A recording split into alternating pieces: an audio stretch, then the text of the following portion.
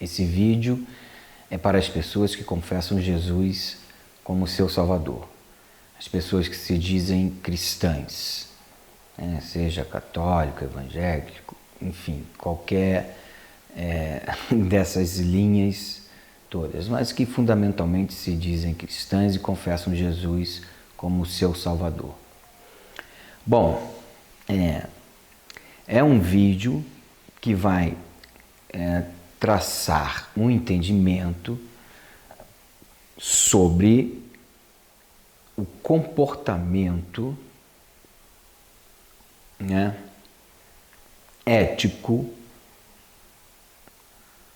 do cristão, baseado na ética cristã, baseado nos princípios elementares, fundamentais, vamos botar assim, os princípios basilares. Basilar é uma palavra da base e tal, da ética cristã, dos ensinamentos do que entendemos sobre Jesus lá no Novo Testamento. Então, nós temos todo esse envolvimento hoje em dia com a política profissional, de muitas pessoas que se dizem pastores e tal, entrando para a política. Então há um envolvimento muito grande dos religiosos na política, já entrando na política. Eu não vou entrar aqui na discussão profunda disso. Isso eu vou deixar de lado, porque eu vou admitir que, sim, de fato está certo o cristão se preocupar com a política, e não tratar a política como um elemento incompatível com a fé cristã. Não, muito pelo contrário, a fé cristã ela vai englobar a política, Jesus teve uma atuação muito marcante nesta área também, preocupando-se com as questões sociais, preocupando-se com os pobres, preocupando-se com a exploração da fé. Isso tudo está muito bem esclarecido na Bíblia, não há a menor dúvida, Várias passagens vão indicar aí um posicionamento político de Jesus, econômico, político, bem claro. Inclusive as próprias comunidades cristãs lá em Atos dos Apóstolos, enfim. Então, esse vídeo vai trabalhar a reflexão sobre este momento que acontece no Brasil, de uma forma geral, vamos botar assim para o mundo, que é a relação do religioso cristão, da pessoa religiosa cristã com a política. Como cresceu isso. E já de cara, assim, de início, esse vídeo condena as igrejas que acreditam que o cristão não tenha que se meter em política. Olha, que a igreja é só uma questão da palavra, de amor e não sei o quê. Não pode ser assim. Você não pode fazer da igreja um instrumento de politicagem, um instrumento de conspirações, acordos, enfim. Mas a igreja ela tem uma consciência política porque é a própria consciência do Cristo, a consciência social, a consciência da preocupação com o próximo, da relação e tal. Um dos pilares do cristianismo é o reconhecimento do outro, o reconhecimento do próximo, o reconhecimento da outra vida, de outra pessoa, da outra pessoa. Respeitar lá, inclusive, as liberdades.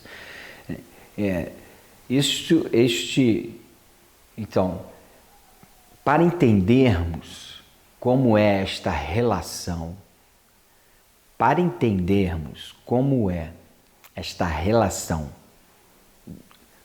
de um cristão, uma pessoa cristã,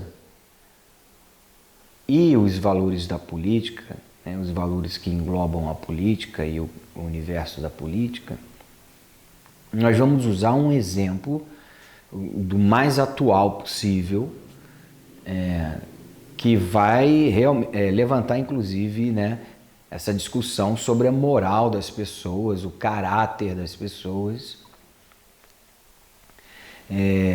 quando nas funções públicas, né, quando ocupando os grandes cargos, e nas funções públicas de um modo geral, até nas menores funções públicas, né, como, né, vai haver esta relação ética do religioso cristão e a coisa pública, né? Coisa pública e política, e a política profissional. Então vamos pegar o exemplo atual. Por que é importante o exemplo atual? Porque facilita o entendimento. A coisa está acontecendo agora, está em grande destaque, então é importante que se facilite o entendimento, né? Uma coisa que está sendo bastante discutida e tal, ela vai ajudar na sua própria compreensão, né? No conhecimento dela como ela é. O exemplo para a gente fazer este paralelo entre o comportamento de uma pessoa que se diz cristã e a política é o que está acontecendo com Sérgio Moro, que aparentemente condenou Lula numa farsa, num processo fraudulento. Não vou entrar no mérito da discussão do processo, no mérito do que vai acontecer com Moro, nada disso.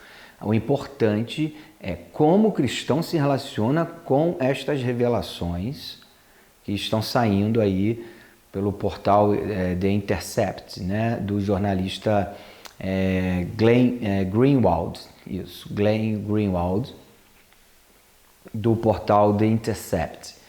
Então, um jornalista super famoso, reconhecido mundialmente, ele não ia botar o nome dele num escândalo enorme como esse, se ele não tivesse certeza do que ele está fazendo, se ele não tivesse pleno conhecimento do que ele está fazendo. Então, admitindo que seja real, né, a coisa absurda que foi o Moro criar, inclusive, notícias para poder jogar na sociedade a ideia de culpa e culpar o Lula. Então, assim, aparentemente é uma grande farsa do Moro e do Dallagnol lá, da Lava Jato, que está sendo revelado aí, sendo verdadeiras essas revelações do Intercept, né?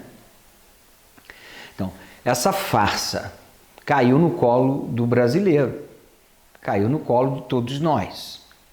E não tem como esconder, a imprensa internacional, o Lula é candidato ao Nobel da Paz, assim, é muito destaque, essa coisa tende a crescer, inclusive, vai ficar, já está enorme e tende a crescer mais ainda.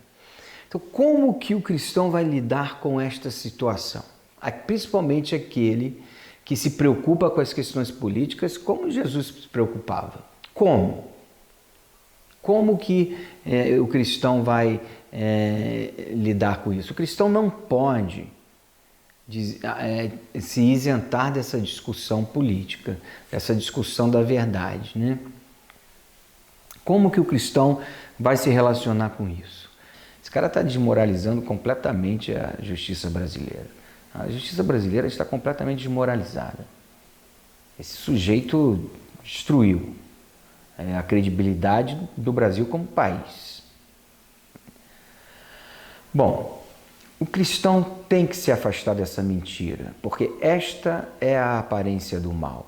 Muito mais do que alguém fantasiado de diabo, a aparência do mal é aquela em que a mentira está exposta.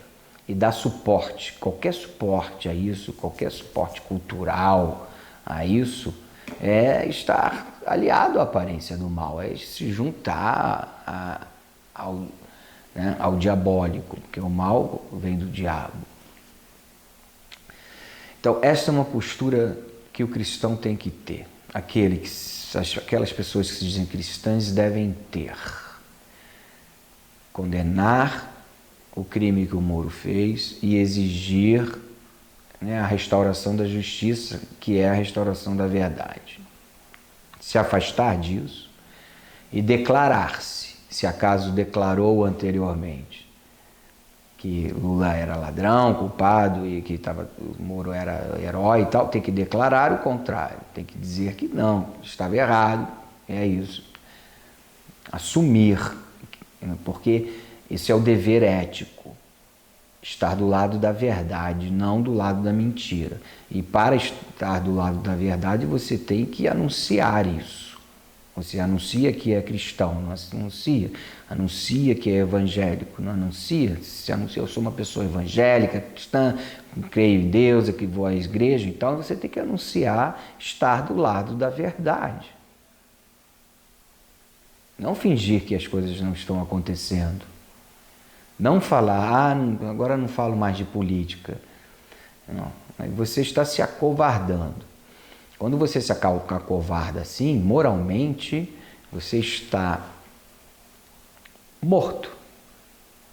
Tem uma passagem de Jesus, eu não lembro exatamente qual, mas quem conhece a palavra sabe, que Jesus diz, deixe que os mortos enterrem os seus mortos. O que Jesus está falando é disso, de pessoas que perderam a capacidade de se indignar frente à mentira. Perderam a capacidade de se indignar frente ao mal. Perderam a capacidade de movimentar-se contra a mentira, contra a injustiça e contra o mal. São as pessoas acomodadas nas suas zonas de segurança, nas suas zonas de conforto. Estas pessoas estão mortas perante a visão de Jesus porque não reagem contra a mentira. Então, fuja disso. Aí pode ser que você venha me dizer ou pensar, né? Mas e os pastores que orientaram, né, o Moro como herói, orientaram essas coisas todas, que Lula deveria... O pastor que pregou isso, que orientou isso, é um pastor enganado. É um pastor que foi enganado pelo próprio espírito enganador. A boca desse pastor foi usada pelo que nós podemos chamar de anticristo, porque foi usada para proferir mentiras, para defender mentiras. Esse pastor é mais um enganador. Aqui, naquele instante, pode ter se enganado, pode estar arrependido agora, mas naquele momento o anticristo fez uso da função dele lá na igreja. Mas é possível isso? O anticristo está dentro das igrejas, está nos cultos, está no seio cristão? Não, é daí que vem o anticristo. O anticristianismo está no seio da igreja. É uma afirmação muito forte. Eu já tenho um vídeo que eu já publiquei já há algum tempo, um vídeo que eu fiz rápido de celular sobre isso. Mas é importante que o cristão faça uma reflexão ética em relação ao anticristo, né? Ou ao anticristianismo, o que vem a ser o anticristianismo. A visão clássica, né?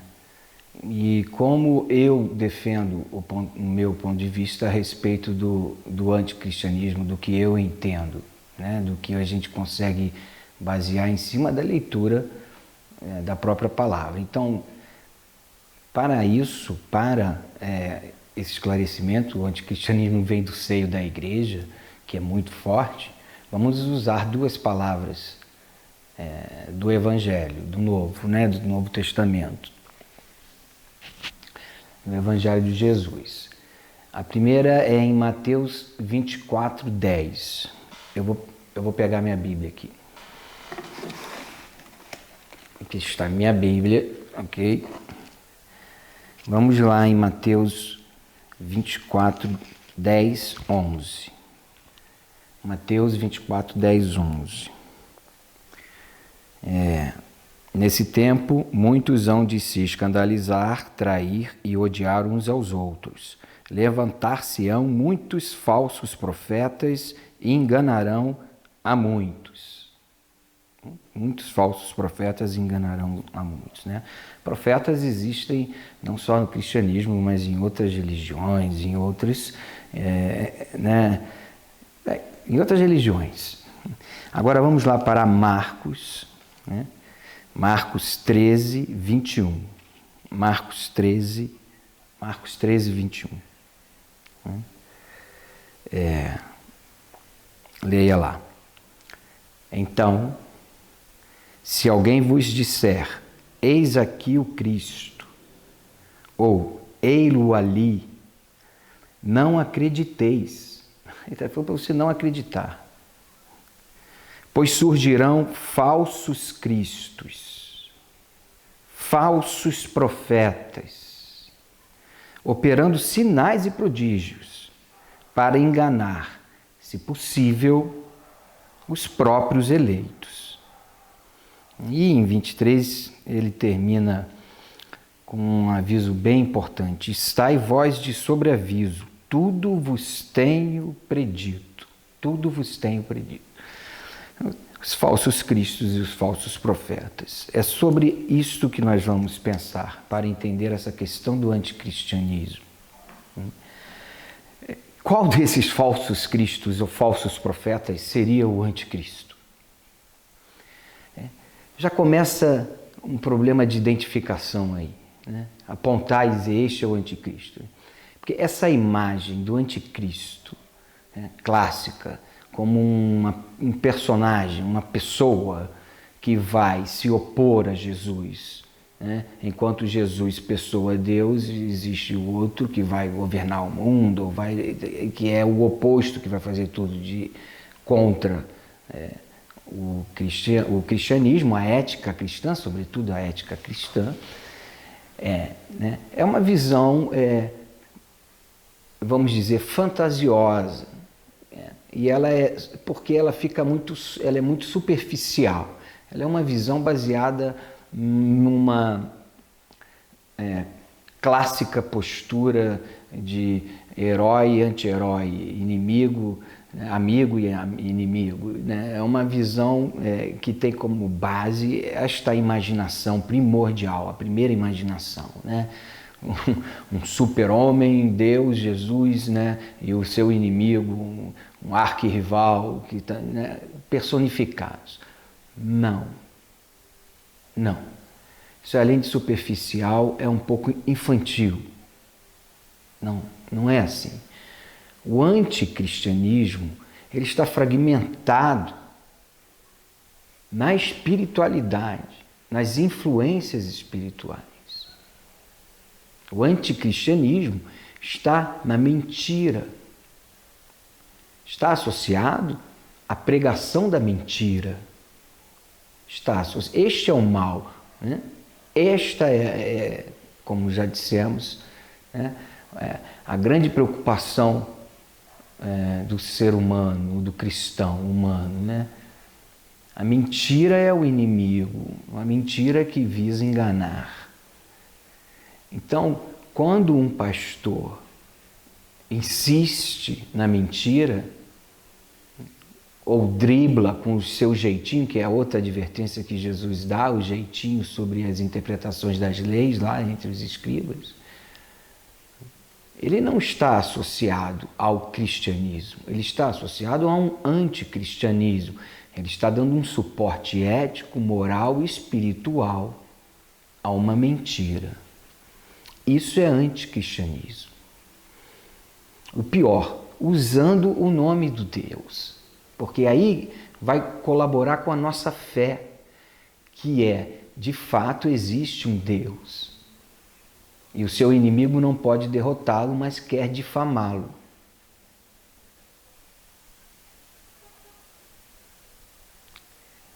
Usa o nome de Deus para praticar o anticristianismo. Então, todo pastor que está pregando enganado, está proferindo, está falando, usando o nome de Deus, mas insistindo em permanecer na mentira, ali você está vendo o anticristianismo. Ali está o espírito do anticristo. Ali está o espírito enganador. Exatamente conforme a palavra do Senhor Jesus. Muitos se levantarão em nome de Jesus para enganar a muitos. Aonde você pensa que esses muitos, vocês que assistem este vídeo, onde esses muitos que vão enganar a outros muitos estarão pregando, se não dentro das igrejas, dentro dos templos? Ou você vê esses muitos pregando para muitos nas ruas? Não.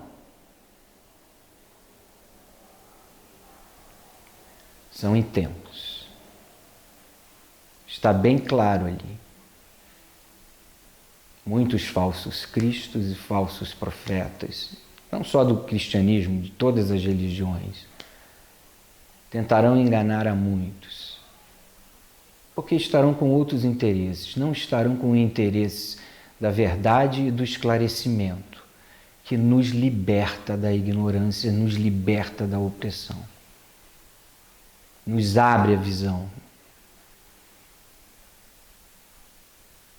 O que engana nos fecha a visão. Esse é o grande arqui-inimigo. Esse é o anticristianismo, a mentira. Essa é a aparência do mal. Ok?